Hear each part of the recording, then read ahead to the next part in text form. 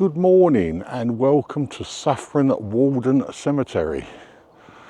Now I haven't got my usual hat on today, it's too cold, I've had to cover my ears, it's freezing. But in today's video we're going to cover another murder, a well-known murder. And I'm going to take you right back to 1899. Now this murder became known as the Moat Farm murder. Now I did say I was going to do a few more of these older ones.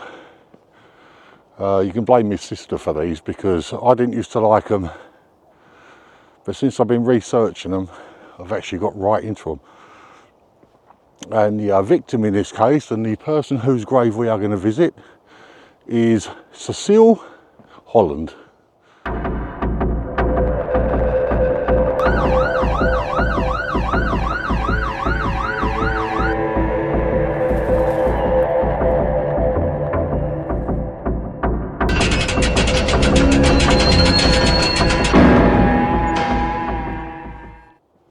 I came into this cemetery not knowing where her grave was, and I went on Google Maps and I looked at the cemetery and I thought, well, that doesn't look too big. But when I got here, it's actually quite impressively large. I thought to myself, it shouldn't be that difficult, there won't be that many old graves near, but I'd say 90% of this cemetery is the old style headstones. There's a few sections with new graves in, like over there to my right hand side, but other than that they're all these older headstones, like this one here behind me. And I thought that's the sort of thing I'm going to be looking for, because she was murdered in 1899 and her body was discovered I think in 1903. The family finally reported her missing after 4 years. But anyway, what I should do is I shall spin you around and we'll have a look around this rather impressive cemetery. It's just quite nice. We should have a look around this cemetery while I tell you a little bit about Camille Cecile Holland. At the age of 56, a spinster may well be resigned to an old maid's life.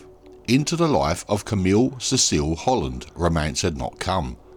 All she could do was dream of the day that she would be rescued from the lonely existence that possessed her.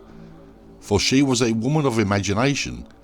She scribbled sentimental little stories and painted in watercolours sentimental little landscapes, pleasant little scenes. Camille Holland did not look her years. Most people thought that she was around 40 years old. A certain refinement of face and thinness of figure set her apart from other ladies of her age who had passed through many loveless years.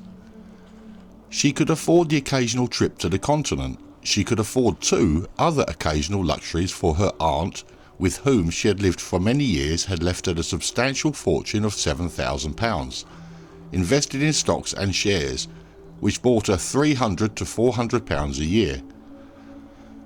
Amongst her investments was £400 invested in George Noons Limited, which shares were to play an important part in the detection of one of the cruelest crimes of the century.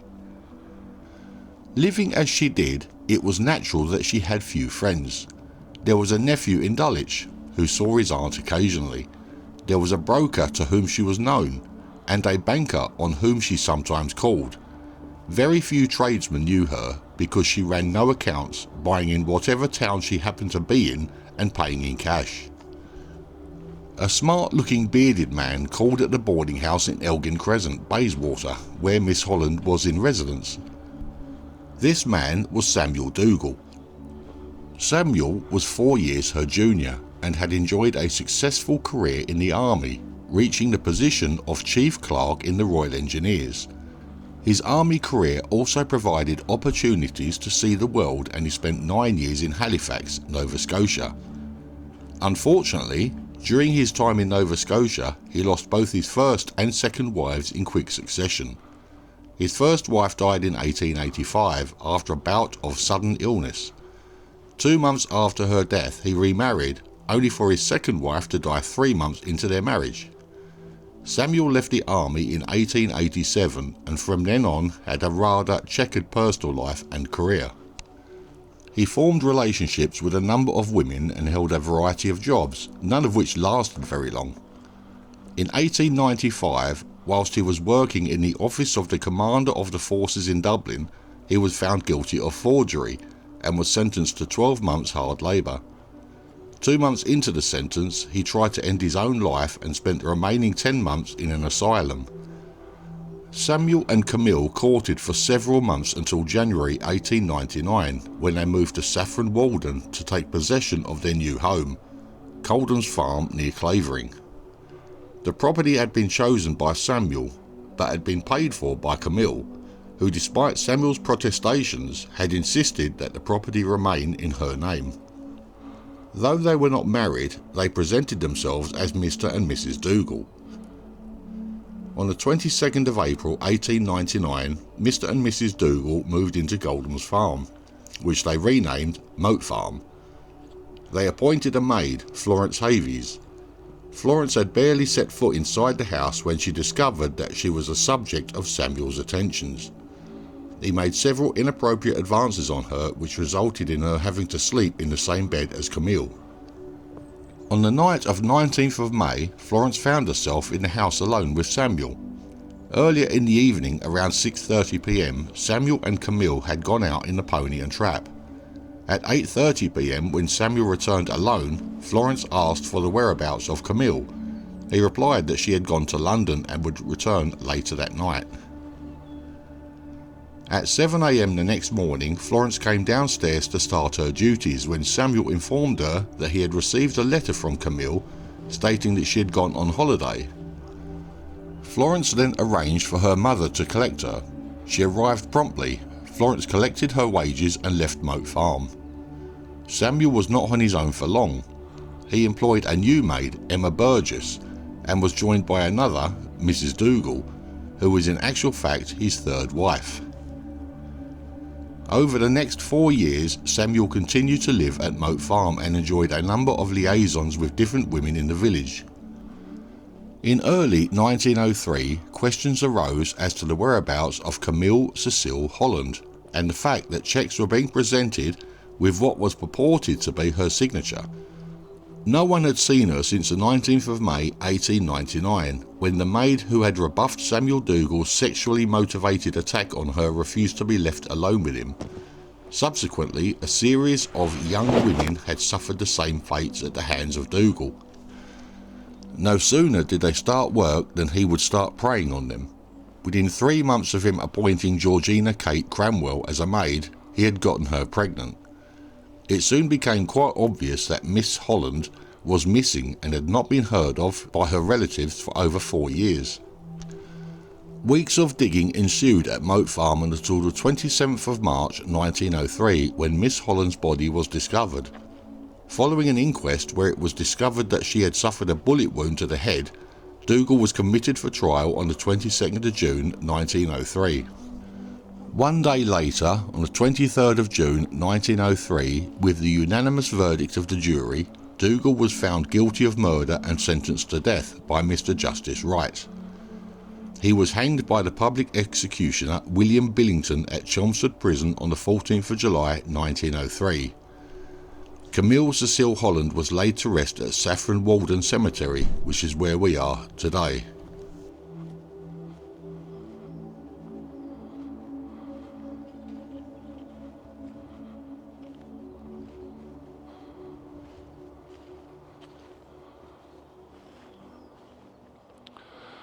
Well, that's all the information I could get on the Moat Farm murder. Now, he was a bit of a character, wasn't he? Let's face it. His 2 previous wives dying the way they did, I think maybe they should have been looked into as well. I think he was living off his dead wives' money. He seemed to get with women who could give him provide him with a living after they had died, knocking them off and then living on their money. Another thing is, while I was filming, that's the first time I've been into a cemetery instead of war graves and seen the German dead buried alongside the Allied dead. But right, anyway, the final resting place is just over here to my left, so I'll spin you around And as usual, we'll go and have a look at it together. Right, if I remember rightly, it's just around this corner here. I know it's in this section because I saw it this morning.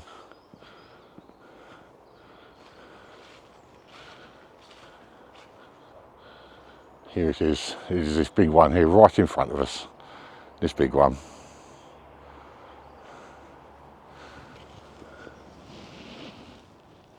And there it is, Camille Cecile Holland of Moat, London. Died, oh, it's really hard to read. I can't read that.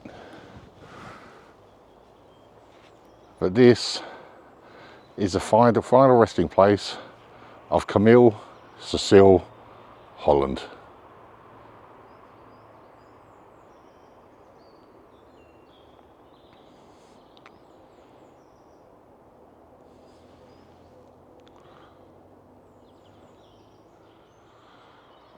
Well, that's the final resting place of Camille Cecile Holland from the well-known murder case, Moat Farm.